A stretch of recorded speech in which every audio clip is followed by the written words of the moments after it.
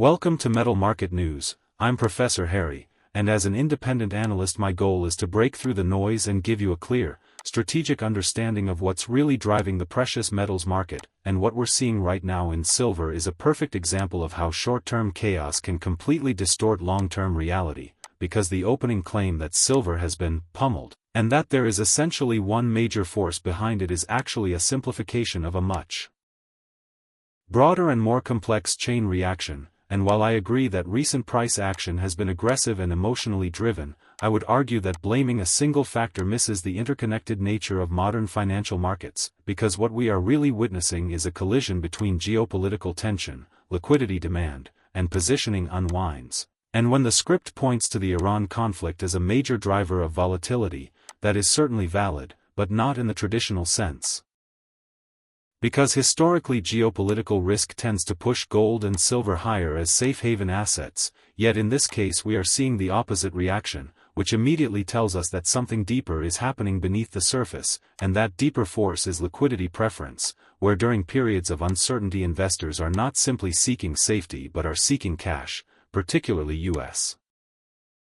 dollars, and this creates a paradox where even traditionally defensive assets like silver are sold off. And I strongly agree with the idea that volatility will remain elevated because this type of environment does not resolve quickly, but I would challenge the notion that the worst is behind us, because as long as geopolitical uncertainty and macroeconomic stress persist, volatility is not just a temporary feature, it becomes a structural condition of the market, and when the script references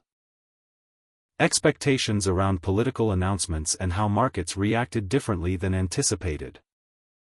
it highlights another key, which is positioning, because markets often move not on the news itself but on the difference between expectations and reality, and when expectations become too one-sided, even neutral news can trigger sharp reversals, and this is exactly what we saw here, where traders were positioned for bullish outcomes but were forced to unwind those positions when the expected catalyst did not materialize. And in my view this is less about disappointment and more about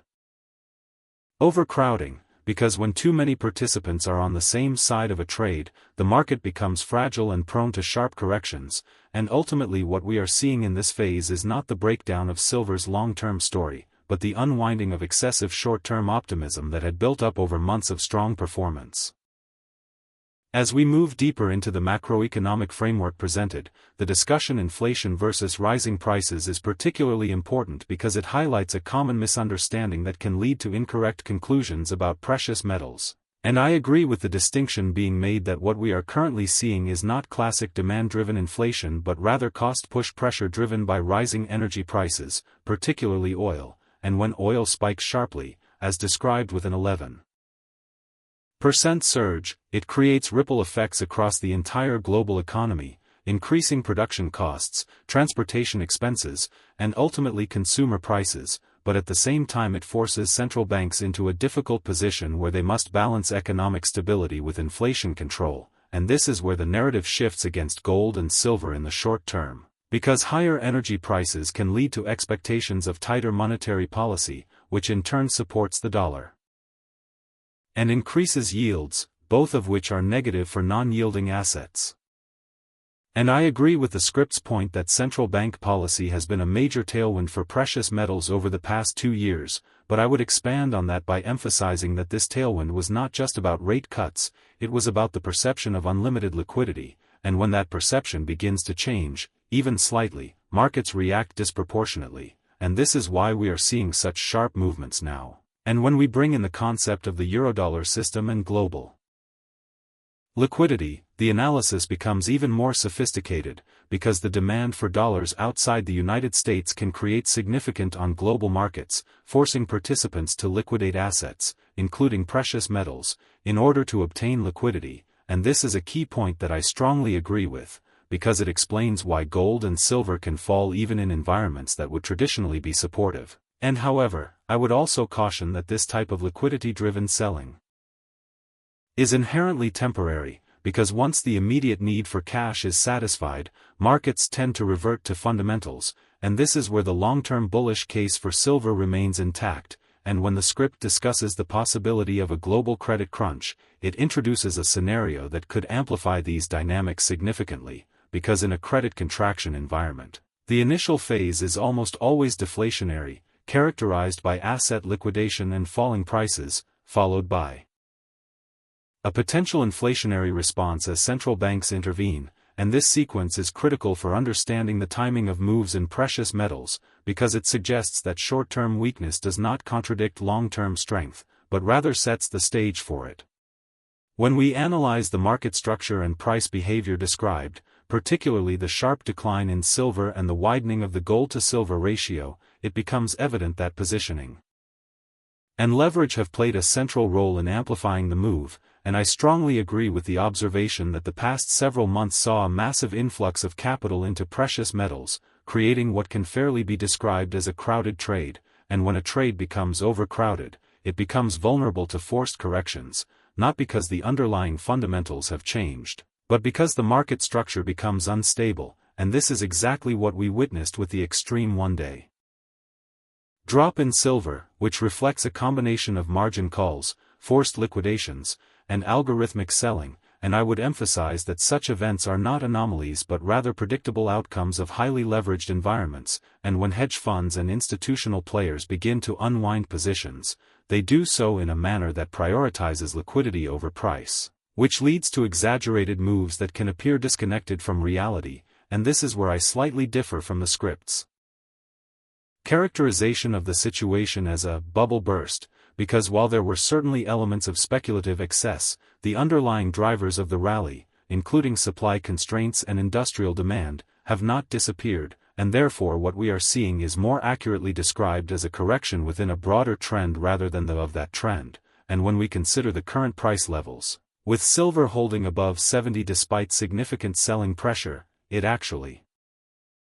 demonstrates a degree of resilience that supports this interpretation, and I agree that this level is psychologically and technically important, because it represents a zone where buyers have previously stepped in, but I would also caution that support levels are not absolute and can be tested multiple times before holding, and when we look at the technical framework, including moving averages and potential downside targets, it becomes clear that while further weakness is possible,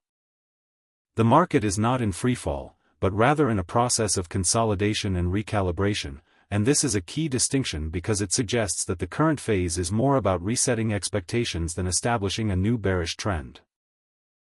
As we continue to evaluate the broader geopolitical and strategic context, the role of global conflict and its impact on market psychology cannot be overlooked, because while the script focuses heavily on the Iran situation and its implications for oil prices and market sentiment, the more important takeaway is how such events influence expectations rather than outcomes. And I agree that uncertainty the duration and of the conflict has contributed to market volatility, but I would also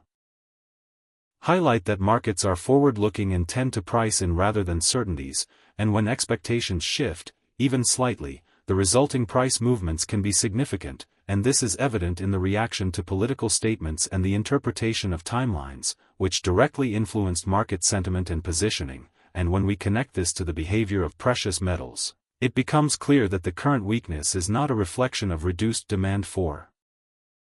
safe haven assets, but rather a reflection of competing priorities, where liquidity and risk management temporarily take precedence over hedging and diversification, and this is a crucial insight because it helps explain why traditional relationships appear to be breaking down, and when we consider the discussion key price levels, including gold at $4,500 and $4,000 and silver at 70, it highlights the importance of psychological anchors in the market, because these levels serve as reference points for both institutional and retail participants, and I agree that these zones are likely to attract significant attention and potentially act as support. But I would also emphasize that the market's reaction to these levels is more important than the levels themselves, because it reveals the underlying strength or weakness of demand, and when we look at the broader trend, including the fact that silver remains significantly higher than it was just a year ago despite the recent correction, it reinforces the idea that the long-term trajectory remains intact. And this is where I align with the script's more optimistic outlook, but with the added nuance that the path forward is unlikely to be smooth, and instead will likely involve continued volatility and periodic corrections as the market adjusts to changing conditions. In conclusion, When we synthesize all of these elements into a cohesive framework, it becomes clear that the current situation in the silver market is defined by a tension between short-term pressures and long-term fundamentals, and while the recent decline has been sharp and, at times, alarming, it does not represent a fundamental breakdown of the bullish case for silver, but rather a necessary adjustment driven by liquidity needs, leveraged positioning, and shifting macroeconomic expectations, and I strongly agree with the view that this phase is likely temporary in nature, but I would refine that by stating that temporary does not necessarily mean short-lived, because markets can remain in periods of heightened volatility for extended durations before establishing a clear, and this is where investors must adopt a disciplined and patient approach, focusing on the underlying drivers rather than reacting to short-term price movements. And when we consider the long-term factors supporting silver, including its role as both a monetary and industrial metal, ongoing supply constraints, and its importance in emerging technologies, the foundation for higher prices remains intact. And however, the timing of those higher prices will depend on the resolution of current macroeconomic and geopolitical uncertainties, and this is why it is essential to maintain a balanced perspective that acknowledges both the risks and the opportunities, and in my view, the most important takeaway from this entire analysis is that markets are not linear, and periods of correction are not only inevitable but necessary for sustaining long-term trends, and therefore rather than viewing the current weakness as a reason for concern, it should be seen as part of the broader cycle that ultimately strengthens the market by removing excess and resetting expectations, and as always, the key to navigating such environments is not to predict every move, but to understand the forces at play and position accordingly with a clear strategy and a long-term perspective.